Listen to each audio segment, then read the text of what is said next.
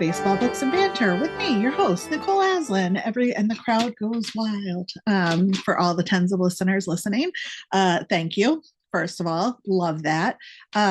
Today's guest is Adam Henig, and he wrote a biography about a baseball player named Ron LeFlore, who, and I say this in the interview too, if somebody pitched you this guy's life and you didn't know he was a real person, you'd be like, that's too far-fetched. That would never happen. I mean, he went from petty crime in a segregated Detroit, well, not a segregated, but a very racially charged Detroit, to prison for armed robbery, to playing for the Detroit Tigers, to becoming one of the most influential members of that team, having a 30-game hit streak, stealing a ton of bases. And it's a tale of resilience, but it's also a tale of, I think, getting out of your own way and hopefully becoming successful. We talk a little bit about luck and some of the moments that would be perceived to be lucky, but you put yourself in that position to get there. So really, really entertaining, even if you don't like baseball. The whole first half of the book is not even baseball related. Ron's life, it reads like a movie, and it was a movie, but it happened to a real life person. So I really enjoyed talking with Adam. He is a biographer by trade. He's written a couple other great books, mainly about the forgotten people of history, and maybe not even forgotten, but just kind of not the big stars of history. And we talk a little bit about that. It put me in mind. There's a podcast that I follow on Threads, and it's about the women's voices of history. So we all know the story, of George Washington, but do we really know the story of Martha and things like that? It kind of comes at history because women were there. Surprise, guys were everywhere. But you don't hear those sides of the story. They weren't just sitting passively.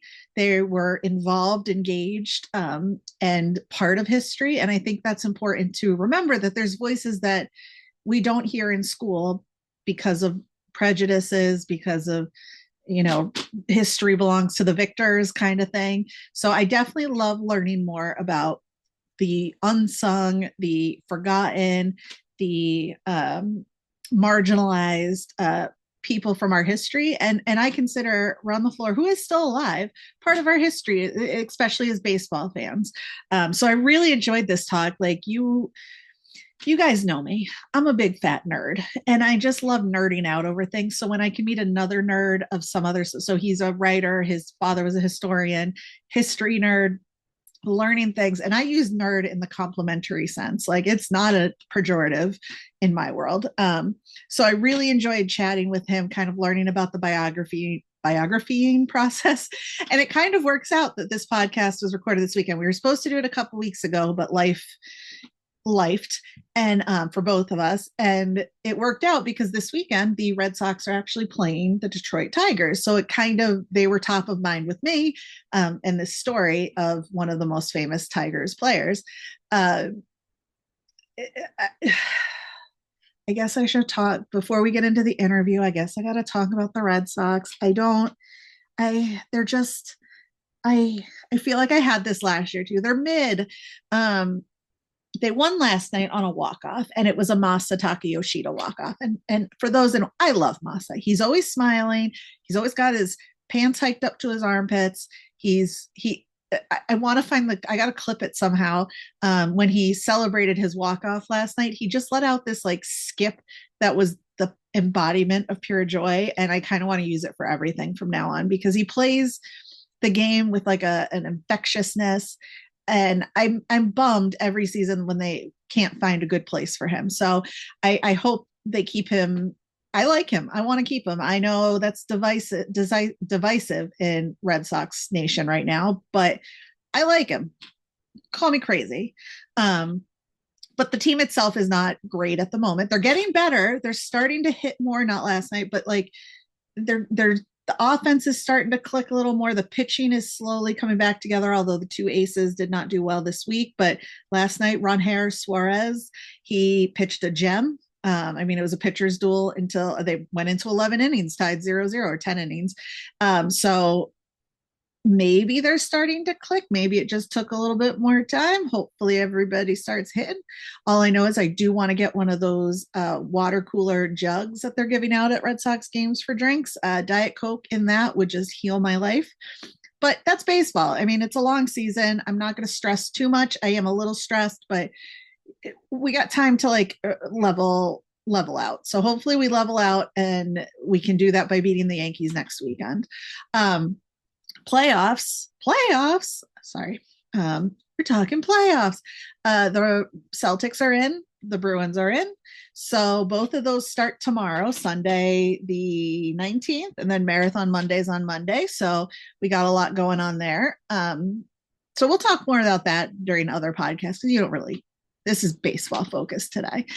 So we'll see what happens. I mean, again, it's a long season. It's only been 2 weeks, which feels like it's an eternity, but we'll be okay. And I would like to apologize up front because every time I release a new book is when the Red Sox kind of start not doing well, 19, 22, now. But starting this year, I have a book a year. So hopefully that breaks the streak. We'll see what happens. But other than that, I'm going to let you get right into Adam's discussion because it's really, really fascinating to hear how he finds his topics, how he writes the story, how he kind of digs into the thing, and how it kind of affects the subject as well if they're still alive and still around. So enjoy the discussion with Adam, and I'll meet you on the other side. Welcome back to Baseball Books and Banter. Today's guest is Adam Henig, who reached out to me because he just wrote a biography about a baseball player that I didn't know. He was before my time. I will freely admit that he was playing right before I was born. So I knew nothing. And one of the reviews I read, and I'm like I was telling Adam earlier, I'm halfway through the book, and one of the reviews said, if you pitched this as like a fiction novel or a movie series, you would be laughed out because they're like, there's no way this all happens. But this man, Ron LeFlore, had, I mean, his life, like banana pants. But before we jump into that stuff, Adam, why don't you tell people a little bit about yourself? Hey, thanks for having me, Nicole. As you said, I just published my fourth book. They're all biographies, and I'm really excited about the newest one, which is Baseball's Outcast: The Story of Ron LeFlore. And it's about a baseball player who never thought he was going to become one. Ron had never played baseball until he entered the correctional system. Ron grew up in Detroit in the 1950s, and he got into a lot of trouble as a youth. It started with petty theft, and it elevated to being involved in drugs, prostitution, gambling. And finally, he was sent to prison for armed robbery. And was about 21 years old, and essentially his life should have been over at that point. But luck is always on Ron's side. Yeah. And when he was in prison, it was obvious he was always a good athlete, but it had never been truly explored. And when he was in prison, he had tried out for the baseball team. And the manager of the prison baseball team noticed that this guy is really good. Like there's something unusually talented about him that he's never seen before in anyone else. And this manager happened to have a connection to, at the time, the current Detroit Tiger manager, who some of your listeners may be familiar with. His name is Billy Martin. Hmm. And Billy Martin was a teammate of Mickey Mantle, of Roger Maris, or actually, I don't think, yeah, Maris. But anyways, he was part of that Yogi Berra 1950s Yankees dynasty. And Martin, after his baseball career ended, he became a manager. And at the time, he was in Detroit. And he was eventually persuaded to meet Ron at the prison for a tryout. Unfortunately, the day of the tryout, it was raining. Oh, And so he couldn't practice. So in front of Billy Martin. So Billy said, let's do a rain brain check. And so Ron eventually got a furlough pass where he was let go for about 48 hours. And Wow. at that point, Ron was able to showcase his talents. And of course, he did a great job, and they invited him back for a second tryout. And at that point, they said, listen, when you get released, we're going to sign you. And they kept their word. And he had a meteoric career. I mean, stolen bases, hit streaks, like one of the it's amazing because you do in the beginning of the book, it's very you're reading the book and you're like, I don't see how he's going to get to where he finally became. And I mean, just hard. And of course, we're talking the 50s, and he was a young Black male. And, during race riots and the bad part of town, and family kind of fractured in different places. And I don't know how he's going to come about. And being in prison, that's kind of a deterrent to people going into pro sports. So it's amazing that he was able to lift himself out of that. So it is a biography. And I guess one of the questions I want to talk, because I love reading biographies, but for me, it's hard to figure out how that gets started. I know I read in your bio, your father was an author as well. Was he a biographer, or was he more fiction? No, he was a professor of history, so he was a Okay. historian, Yeah. and he had written a biography as well.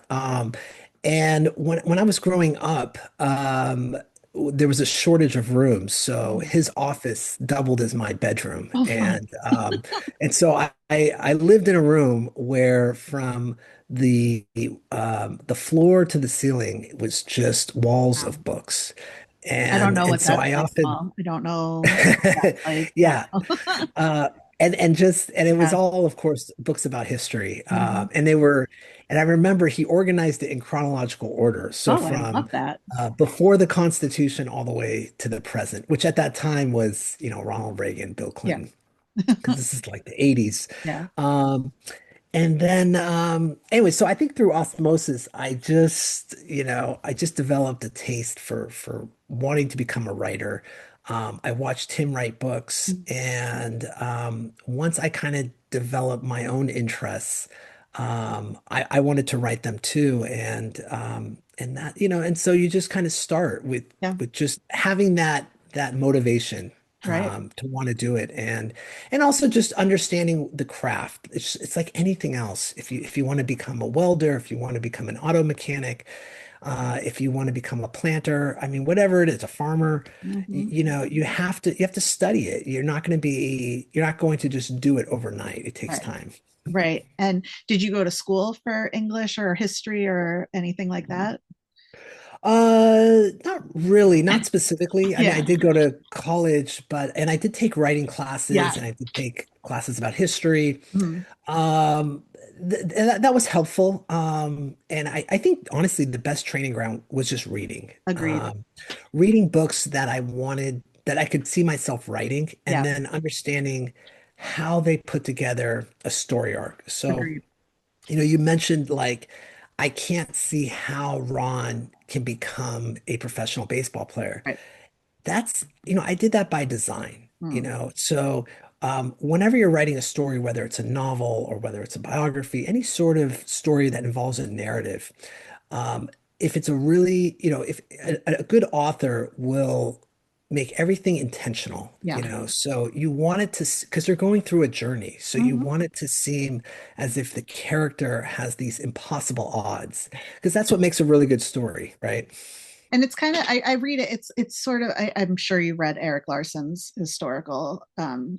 nonfiction, and it reads like that. It is a story because it is a person, and we all have our stories that have these arcs. And so I think the way you write it, it's almost you almost forget that you're reading about a human, a real life human. Like you're like, wow, this character is such a character. Like, oh no, he's like a person. Like, oh wow. And I think a biography in and of itself, when it reads like that, I think that's special, that it shows that he's a special person and that he has a special story, and that the first half of your life doesn't necessarily define the second half of your life, and maybe Yeah. the third act in your life it reverses, but who knows. We won't get too far into that. What One of the things I really loved in your acknowledgments was the story of how you found out about Ron LeFlore. Mhm. That there was a children's biography called Prison to the Major Leagues, From Prison to the Major Leagues. And all I could think about, because reading the first half of the book, I'm like, how did they put this in like kids' terms? They just start when he was in prison and then they're like, and then he got a furlough and then he was in baseball? Or did they delve into some of that darker? Do you remember? It was from the 80s. I should say I looked it up, and there's like a really old picture on Amazon of like a 1980s book. It was also a LeVar Burton movie. Yes. Cool. That's awesome. Yeah. So, okay. So let me just finish so Ron, he eventually gets signed by the Tigers. And again, if your listeners are familiar with how long it takes to get from the minors to the majors, it often takes a few years. Yeah. Ron was able to do it in 13 months. Wow. So you've got a guy who's never played organized baseball. His only experience is playing in a prison baseball league, and they never played night games. Right. Um, they never traveled too. Everyone who they played against, if it was a visiting team, they had to come to them for Mm. obvious reasons. Right. So They can't take him yeah. out. And then you got a guy who's never been outside. Well, he had travel outside of Detroit to meet family, but I mean, he's sent to Iowa, Right. Oh which is my like gosh. the antithesis of where he grew up. Right. So, he was dealing with culture shock. He was on probation. Mm. So there's just so many things that he had to deal with in And addition to trying he to make also the team. he also had I don't want to say a problem with authority, but he was sometimes the smartest. Defiant. Yeah, he it was a rebellious thing. So there's Mhm. that whole aspect of going to a very structured sport with a manager, with an owner, with having to be not so singular, which he was a lot of times. Yeah, yeah, and so Ron, and I'm not going to get into the details because Yeah. I'll I encourage know your it's readers so to good, find guys. You out. got to read it. But eventually he gets called up. So there's the starting center fielder for the Tigers gets injured, and again, luck is constantly on Ron's It side in really terms of is. just the timing. Yeah, Yeah. and so he gets called up, and he gets off to a rough start, and then eventually he settles in, and he becomes an incredible player, by far and away the best player on a not a very good team. He makes the All-Star team. He has this 30 game hitting streak. He becomes a stolen base king, and he's someone that every pitcher doesn't want to deal Right. with because they know once he gets on base, he's going to go. Yeah. And so he becomes so popular that a one of the Detroit Tiger beat writers approaches him and says, "Hey, I want to let's collaborate and write a book about your Okay. life because it's obviously so Yeah. different and so unique." And so Ron agrees to do that with him. And they published this best-selling memoir about Ron's life. And this is the 1970s. Sports books are not unusual, but a book about this type of topic Mm. was. Mm. And so it definitely resonated with baseball fans, especially those who didn't even know who Ron was. Right. And they were able to option it to CBS. And at the time, this was something new. They were making these made-for-TV Love a movies made for TV that movie. became a staple in the 1980s and throughout the 90s, and then eventually it dissipated. But They every need to week bring them there, back. I mean, they're so good. So cheesy, so great. I love them. yeah, some of them don't age as well as No, others. no, no. Yeah.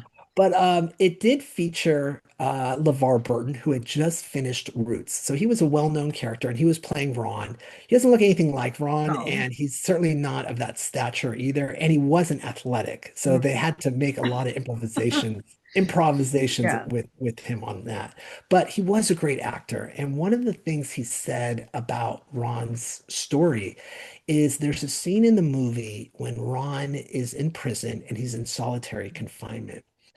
And LeVar Burton mentioned that when he was preparing for that scene, it reminded him so much of what it was like when he was Kunta Kinte on a Mm. slave ship going across the Atlantic, and how he felt like a slave, just like he did on the ship when he was playing Right. Ron in solitary confinement, just feeling like he had no freedom, he had no ability to control his movements.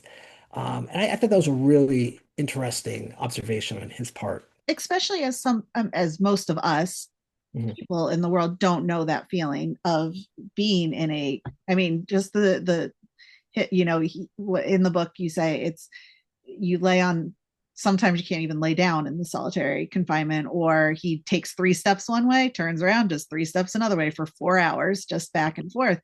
And it's, I think it's a perspective that is important because, again, especially people who've never had that experience, I think it shapes the rest of the story too. You can kind of see how he's, and maybe why he is the way he is sometimes because of these experiences. It's crazy. Yeah.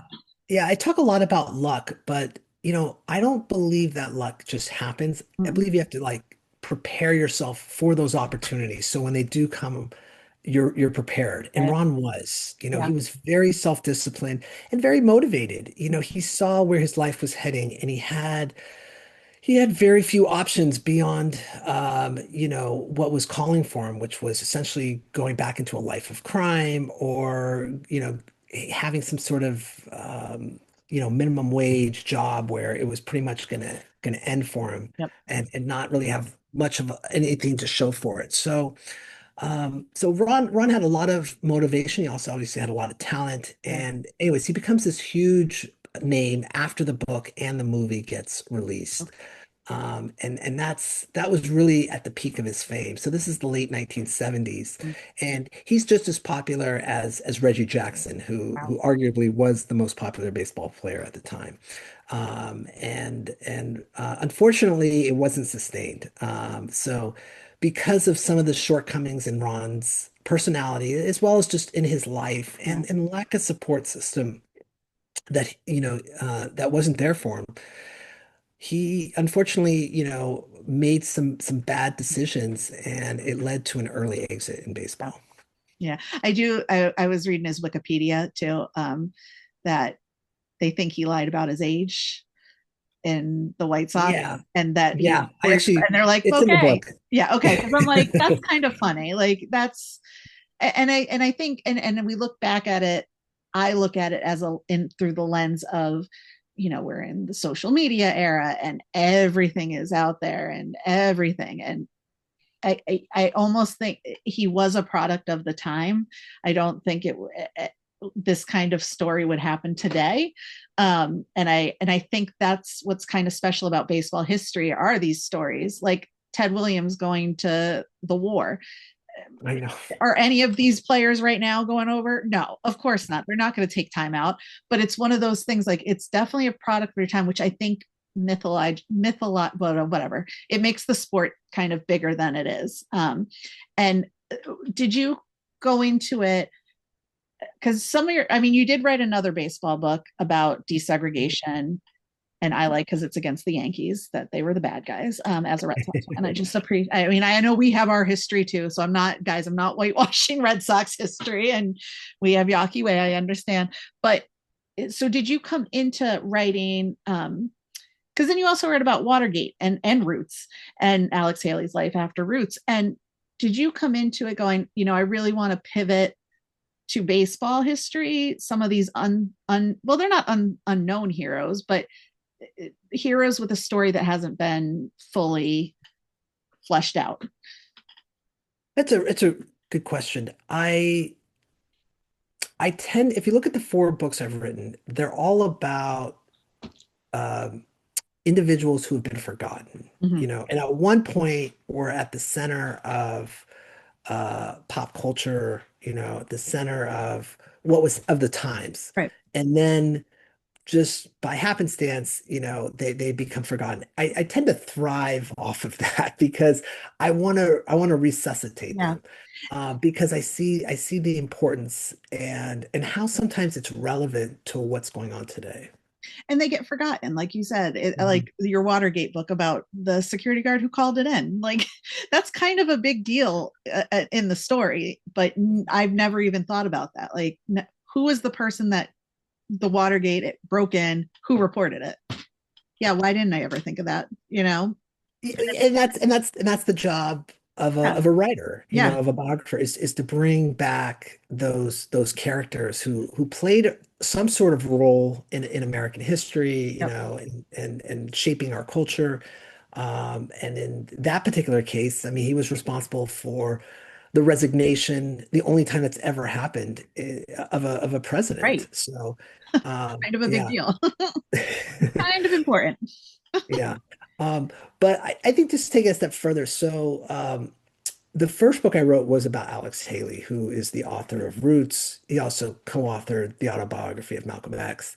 And mainly because I was just thinking of someone I would be interested in writing Right. about. And what I didn't know about Alex Haley before I started writing the book is that he was also a journalist. And that's what led me to my second book, which was about baseball. And I had always had an interest Yeah. about of baseball, especially when I was a kid.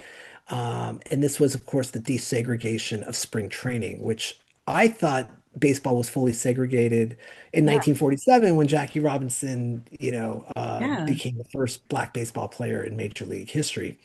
Of course, Red Sox fans would know that they actually are the last team to integrate Woo! baseball Yeah.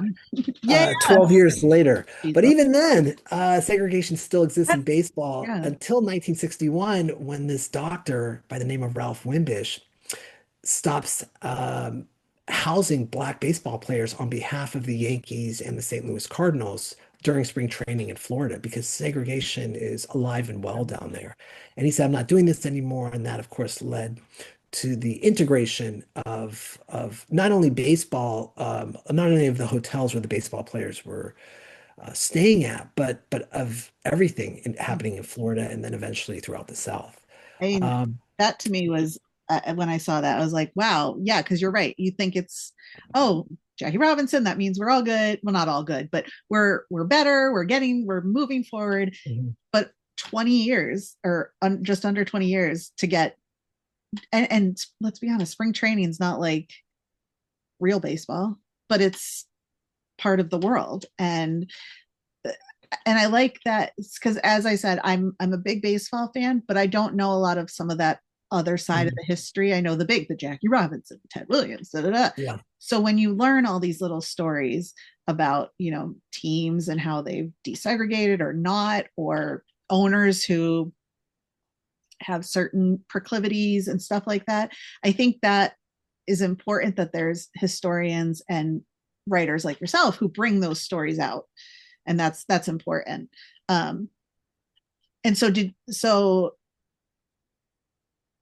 then the Watergate book was after that. Yeah, yeah. Okay. So Alex Haley, again, it all starts Yeah, with Alex I Haley. know. So so when Haley was an up and coming journalist, so he wrote an article that I had found when I was doing the research about Alex Haley, about the doctor who integrated spring training. And then I also found these tapes of an interview he recorded with Frank Willis, who was the Wow. security guard who detected the burglars at the Watergate. And that gave me the idea for my third book. So I have to thank Alex Haley for the Yeah. ideas for the first three. And then I wanted to, then obviously I needed to figure out what was I going to write next. Yeah. And I had actually tried a few ideas and they ended up just not working. So you go through this checklist in your mind, like, first of all, is this something that I'm interested in? Yep. Because if it's not, nothing else matters, Right. you know? Because if So you're that's the first. bored by it, people are going to be Yeah, bored the by reader it. will be Yeah. exactly, and I probably won't finish it either, Right. because Right. these books take years to write. Yeah.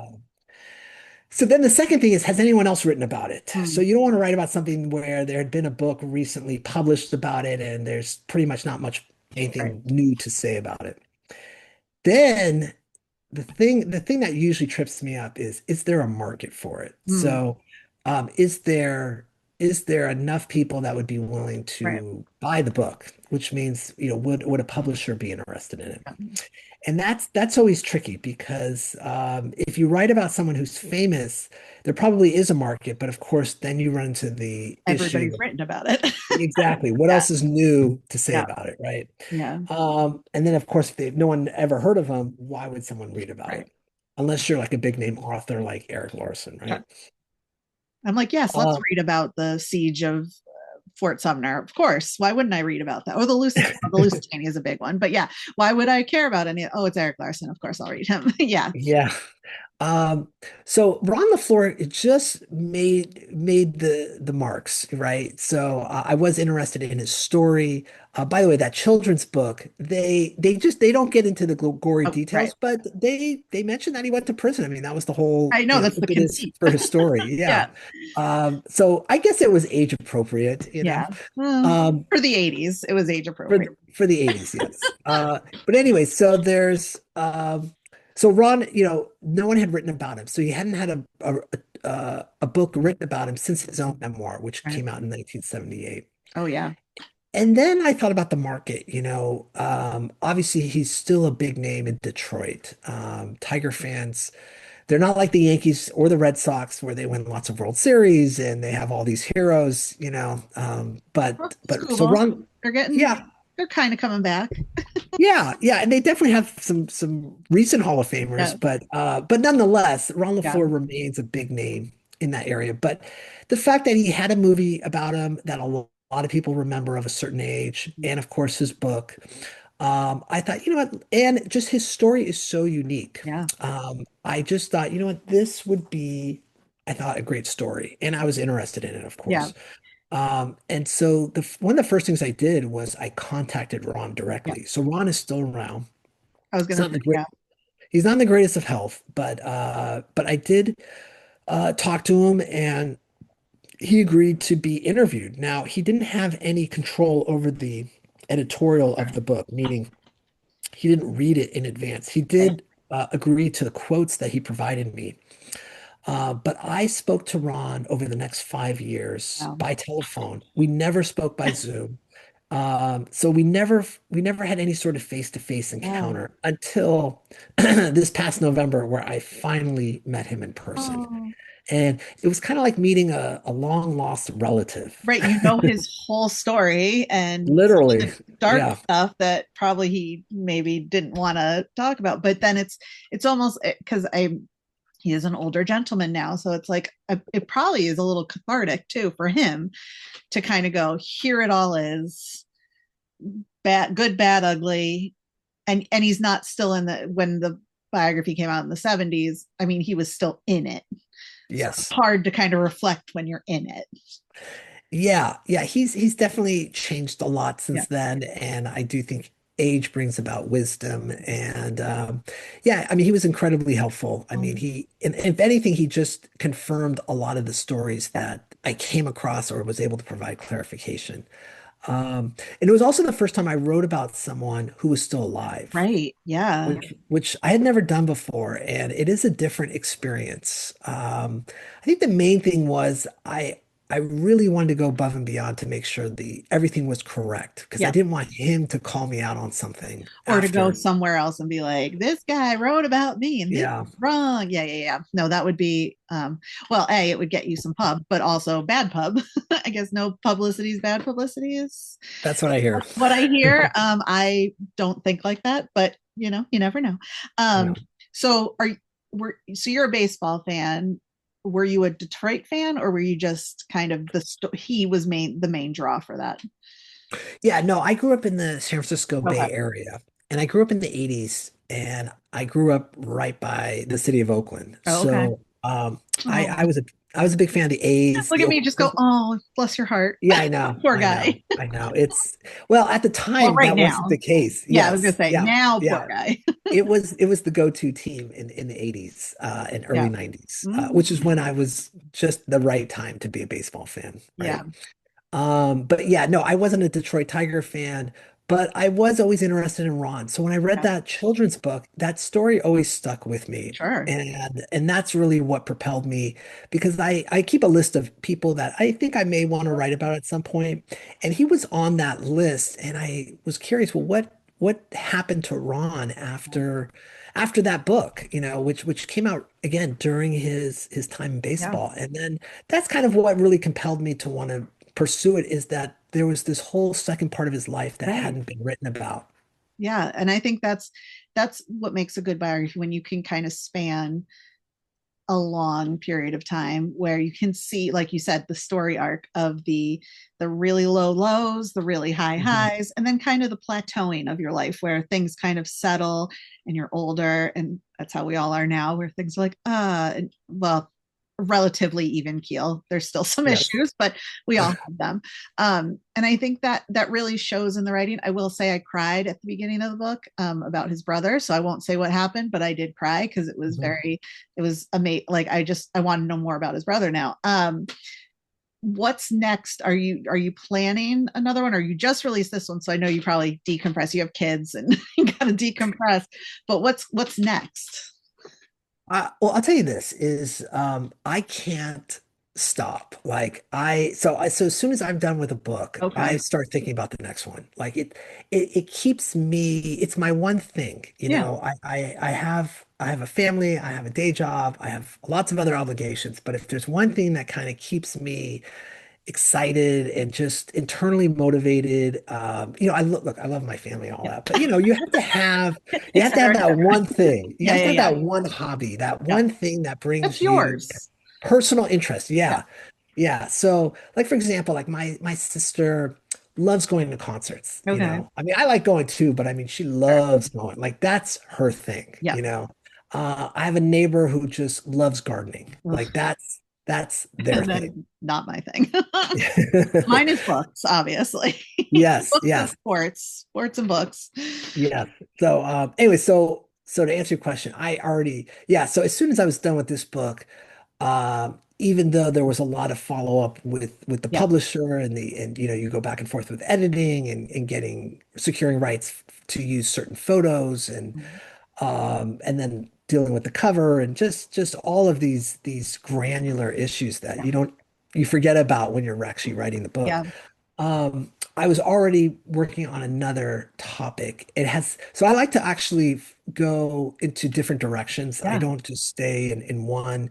So I obviously did not want to do anything about sports, Sure. let alone baseball. Like I Sure. just needed a break Yep. from looking at box scores Yep.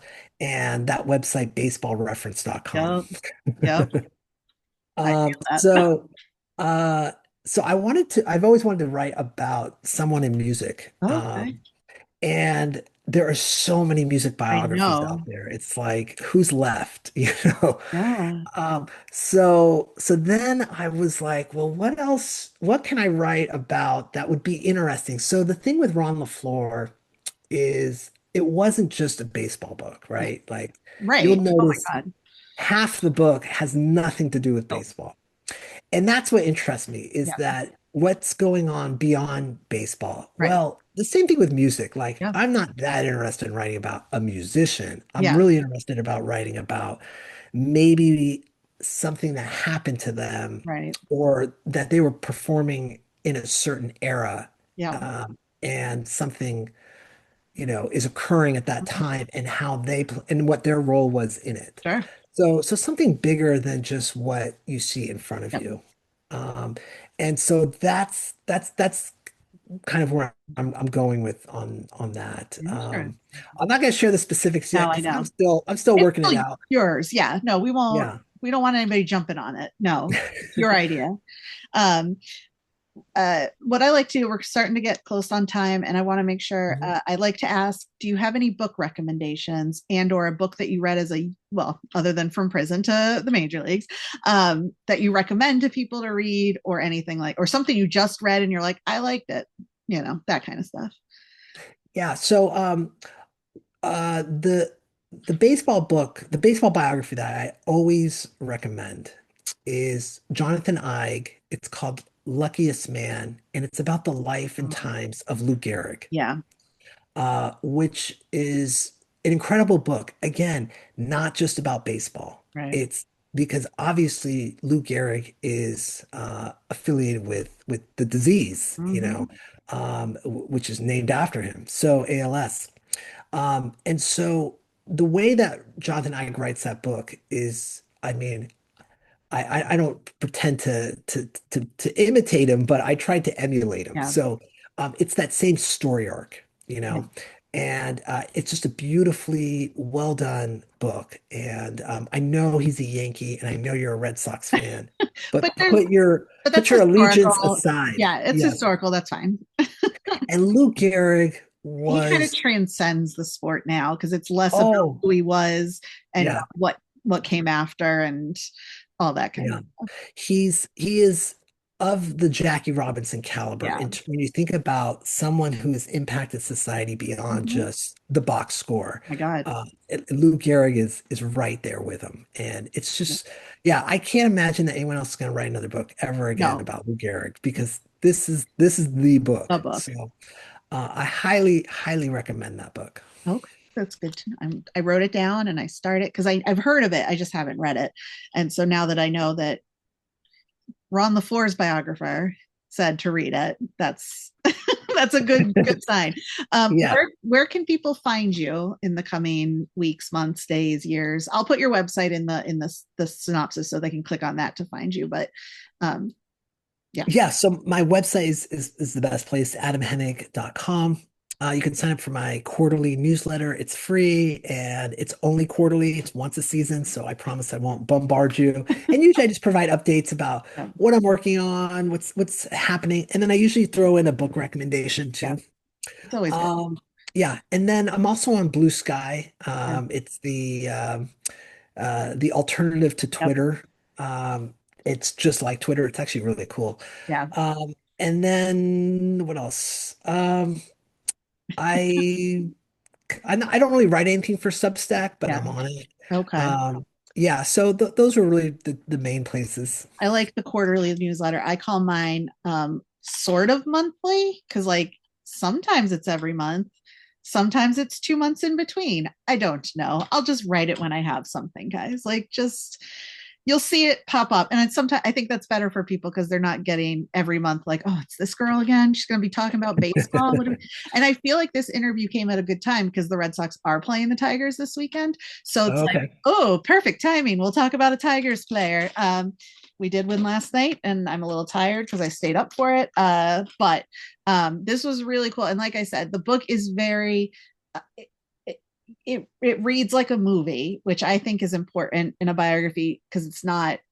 It's kind of like Alexander Hamilton biography. You know, you read it. Yes, I read it before the play, and I could see why it became a play, kind of thing. And if you have any interest in baseball, or even just the time period of and the whole Detroit um, Mhm. changing, I think it's really important to read. So we actually have one of our sportscasters here. Fred Toucher is from Detroit. I feel like I want to send this info to him because I feel like this is very much his speed. But thank you so much for joining me today, bright and early because you are on the West Coast. And just so everybody knows, it's 7:30 or it's 8 o'clock now out there. It's 11 o'clock my time. I'm gonna go get a hot dog for lunch. It's great. But thank you so much for joining me today. My pleasure, Nicole. Thank you for having me. Right? Like how cool. I think it'd be fascinating to be a historian or a biographer or a researcher because you would learn all these tidbits about people that you might not know. And it kind of, I feel like I would be in danger of just rabbit hole city, like just constantly like, what about this person? Like, I loved reading about Ron's mother and her life, and I kind of want to read more about her. And just, and like I said in the talk, his brother, his half brother's backstory, and oh, it hits you right in the feels. And I kind of want to more about him. So I'm really excited to see what he comes up with next for the music. You know, we're going to drop some teasers and hope for the best there. Um, for my book recommendations this week, my library is switching card catalog systems. So of course I have to go in. I had to return some books. I think the one I read was "This Kingdom Will Not Kill Me" by Ilona Andrews. That was a highly entertaining book. I went into it thinking it was a one book thing, like a standalone is the word it goes by. It's not. So now I'm like depressed because I want the next one because it's really engaging, really quick, really. It's a woman who wakes up in her favorite fantasy novel. But it's not like the usual one where, oh, she's a new person and she da da da. No, she's herself, and but she knows everything that happens because it's in the book. So it's kind of cool. I have a theory about one of the characters. They don't really explicitly say it, but I have a theory that the mysterious author is also in the world, but that's just me. It's not confirmed. It's not a spoiler. It's just my theory. Just want to throw that out there.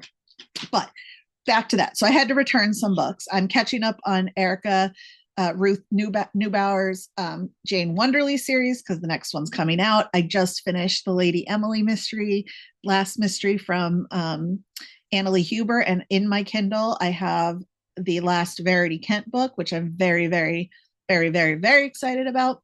I also read a copy of the latest Counterfeit Lady mystery, started by Victoria Thompson, who unfortunately passed away, and her daughter finished it. And I'm not gonna lie, reading the daughter's acknowledgement page broke me as a person who also lost her mother, and it just to me just shows how we're connected in life. So really recommend that one too. And also I liked it if you're a fan of Victoria Thompson's other series, the Gaslamp mysteries.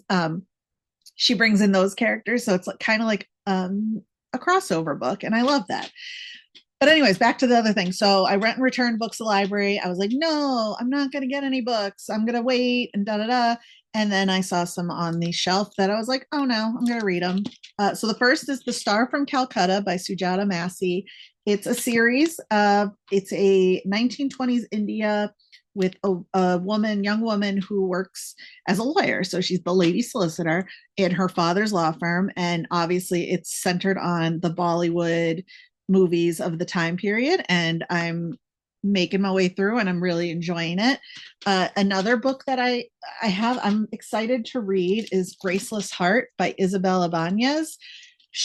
There's a series that she wrote called What the River Knows and Where the Library Hides. I don't know what the series is called, but it's very much archaeology, Miss Fisher's mysteries with a little magic, and I really enjoy it. So I'm hoping I'm going to enjoy this one just as much. Also this week, I attended a Noir at the Bar event hosted by Marcy McCreary, who is a Sisters in Crime New England member. And it was a readings, auction, raffle. So raffled off some stuff.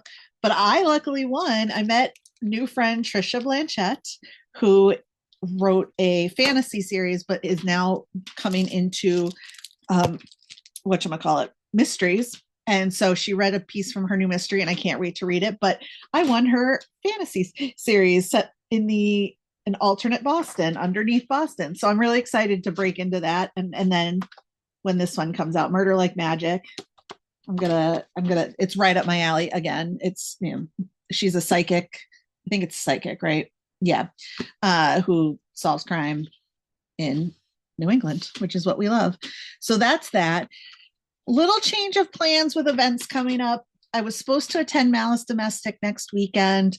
Life be lifing. Gas prices be high, and hotels be expensive. And I don't have a book out this year, or at this point. So I made the unfortunate decision to cancel it for this year, but hopefully roll my registration to next year. So next year, book 3 will be out, and it'll be balls to the wall, conferences, events, all that good stuff. So Malice Domestic next spring, and then in September of 2027, VoucherCon, which is the World Mystery Conference, is in DC as well. So kind of a little bit of a little wait, but it's also that my dad gets me twice next year to visit him down in DC. So we'll see how that goes. So instead of Malice, I'm going to try to hit up some indie bookstores this week because it is Indie Bookstore Day. Also, May 9th, I will be at the Cozy Cottage by the Sea in Plymouth from 1 to 3. So come pick up your Mother's Day books. It'll be myself, Denise Latham, who's been on the pod before, who writes romance, and Bill Goyette, who writes super spooky thrillers, will be at the Cozy Cottage by the Sea. And you can come buy books for your mother, or you can buy some lovely artisan crafts. But we're going to have a good time because I love those guys at the Cozy Cottage.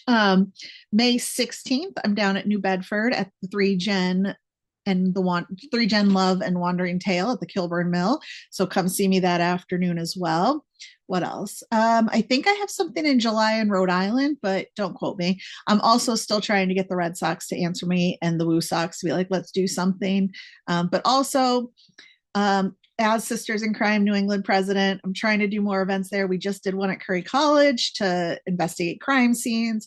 I'm going to try to reach out to like the state police horse patrol and kind of get a background on that. But yeah, I think things are happening. I hope I'm sent book 3 to the publisher for final review. So I'm waiting for a cover. So you should see that soon, and also edits.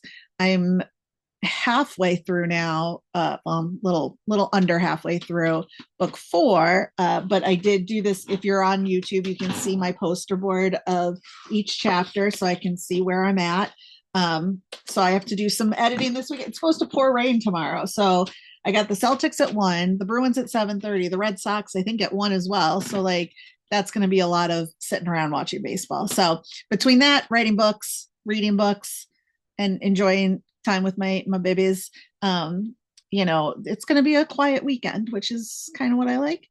On a personal note, I just want to this week.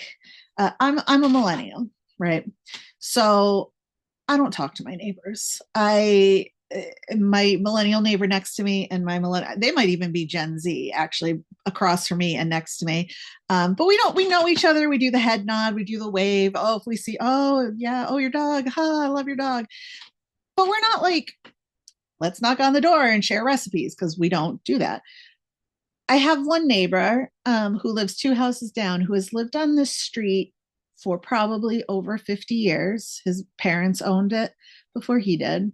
He passed away this week unexpectedly. I hadn't seen him in a couple of days, which is uncharacteristic for him. Sean Philpott is his name. If you are in the New England area and you are like, oh, I've been to Levitate Festival, or I've been to any of the music festivals up at Emerson, he's known as the tutu guy. He would give hugs. He would wear a tutu to concerts. He would, just make you feel included and welcomed anywhere you went. He was a lovely person. Him and his wife, Kim, who is also equally as lovely, have supported me since I've moved here. And I can't say enough good things about them. As I said, he passed away this week quite unexpectedly, and I'm still kind of, it's not quite hitting for real, because he was so effervescent and so full of life that it's just it's hard to see somebody like that not be here anymore. So I want to give a shout out to him and his family, and Kim and her family. It's just they are the best of us, and he was the neighbor that if you ever needed anything, if you were like, I have water in my basement, he would come help you pump it out. He would, his friend Joelle passed away last year, and he took her cat on and cleaned out her house. Like him and Kim are just the type of people that you want to know and you want more of in this world. So hug your friends tight and close, your family members that make you feel that way.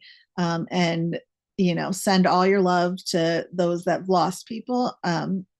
It's been a rough couple of years for a lot of us, and not to get too maudlin at the end of this podcast, it's well worth it. It's never a bad time to tell somebody you love them and that you appreciate them and that you like having them around, because you never know. And like I said, I had no idea this was going to happen, and it's hard to get your head around, and grief is hard. I mean, I have moments where something will click and I'll think about my mom, and it'll just be, oh, look, it's going to do it now because I'm talking about it. Grief is a continuum, and grief never goes away, but connect with those that are still around.